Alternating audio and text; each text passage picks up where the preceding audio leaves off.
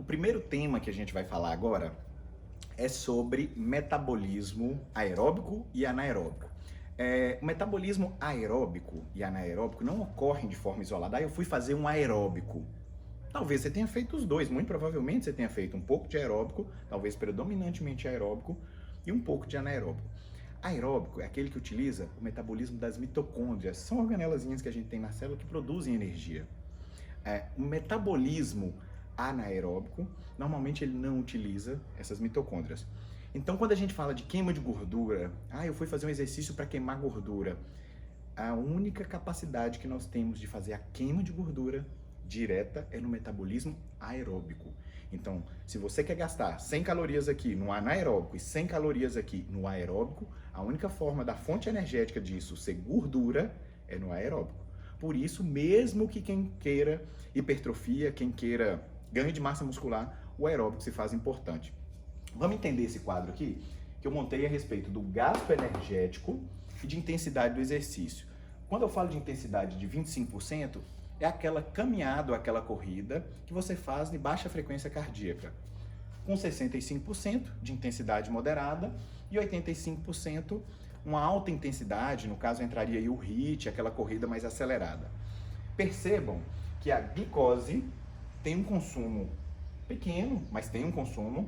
Os triglicerídeos, um consumo maior nessa caminhada de leve a moderada, uma caminhadinha.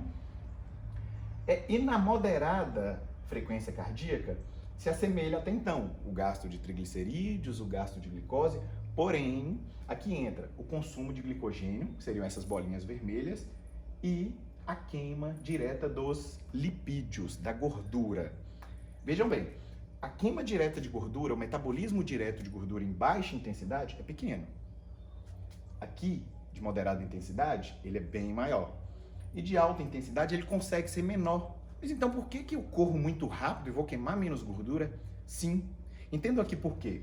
Porque quando eu corro numa intensidade maior, quando eu corro num HIIT, quando eu faço aquela pedaladona do pessoal que está tudo acima do peso, pedalando o fim de semana inteiro achando que está emagrecendo, e não está, eu falo isso no dia a dia, a maioria dessas pessoas que estão pedalando estão perdendo massa muscular e não são pessoas que estão perdendo diretamente gordura, mas fulano emagreceu 10 quilos pedalando.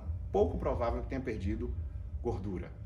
Quando você faz esses exercícios, você entra muito no metabolismo, ou seja, no consumo do glicogênio. O glicogênio é uma fonte de glicose armazenada nos músculos e armazenada no fígado. A do fígado é para a gente utilizar no metabolismo do dia a dia. A do glicogênio é a que a gente utiliza quando está malhando, na musculação. E aí, onde vocês têm que entender? O consumo na intensidade maior de glicogênio é bem maior. E glicogênio produz lactato, produz ácido lático. E o lactato inibe a queima direta de gordura, ou seja, inibe o metabolismo aeróbico. Então, quanto mais intensa a sua corrida, menos aeróbica ela é. Ela é mais anaeróbica. E sendo mais anaeróbica, você queima menos triglicerídeos e menos gordura. Uma corrida intensa, ela não emagrece? Sim, emagrece. Você vai queimar calorias assim como a corrida ou a caminhada. A questão é, o meu atleta precisa de uma estratégia específica. O meu atleta precisa entender qual o objetivo nesse momento. Eu estou com um percentual de gordura mais alto, eu preciso queimar gordura? Então, moderada a intensidade é interessante para esse atleta. Por quê? Porque ele vai ter uma maior queima direta de gordura. As mitocôndrias, que fazem o metabolismo aeróbico, elas utilizam gordura como fonte de energia. Aqui, quando você entra no metabolismo anaeróbico, naquela alta intensidade, você queima menos lipídio. É menos aeróbico, é menos mitocôndria, tá bom? E quando a gente fala, então, doutor, e a corridinha em jejum?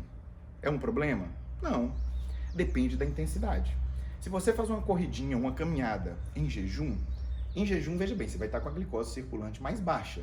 Mas olha, a glicose circulante que você queima em baixa intensidade é pequena. Em moderada também é pequena. Porém, você entra no metabolismo dos lipídios, você pode queimar gordura. Mas o que define então baixa e moderada intensidade? O VO2, o consumo de oxigênio daquele músculo. Ou seja, o VO2, ele se assemelha muito à frequência cardíaca, eles andam paralelos, até certo ponto eles andam muito próximos. Quando eu falo para mim, para minha idade, vou fazer 40 anos, uma frequência cardíaca de 130, 140, eu tô aqui, no VO2 de 65. Esse VO2 de 65, para mim, eu vou queimar predominantemente gordura. Mas eu sei que tem que ser aproximadamente 40 minutos de uma corrida moderada para eu entrar nesse metabolismo específico de gorduras, para eu queimar predominantemente mais gorduras. E um atleta destreinado? E aquele gordinho que está começando agora, que está na batalha? Será que é interessante para ele vir aqui? Não. Sabe por que não? Porque ele vai começar com a frequência cardíaca muito alta, ele é despreparado. Então qualquer corridinha leve para ele vai jogar a frequência alta e ele vai acreditar que está numa corridinha moderada, mas a moderada para ele não é moderada para mim. Eu corro há mais de 10 anos, ele começou a correr agora. Uma corrida moderada para ele, joga ele nesse metabolismo. E esse metabolismo aumenta glicogênio, diminui queima de gordura. Tudo é uma questão de estratégia. O que a gente precisa entender é o que o seu atleta precisa com relação ao jejum intermitente. A gente fala assim, a pessoa que está fechando em déficit calórico, está ficando muitas horas sem comer. O glicogênio dos músculos, que é esse glicogênio, que é o que a gente usa para musculação, ele vai reduzindo. Porque você não vai todos os dias fechar em superávit, você não vai fechar sobrando calorias para virar reserva. Você vai fechar em déficit para queimar. Então esse atleta que está fechando todos os dias em déficit calórico para emagrecer, será ser interessante para ele fazer treino em jejum? Será ser interessante para ele fazer um aeróbico em jejum, já que eu disse que em jejum a frequência cardíaca tende a ser mais alta e sendo mais alta deixa de ser aeróbico, passa a ser um exercício predominantemente anaeróbico. Então a pergunta que eu deixo para vocês, exercício aeróbico é o mesmo para todas as pessoas? Não. Muitas pessoas vão fazer a mesma corrida e um vai estar fazendo predominância aeróbica e o outro predominância anaeróbica, ok?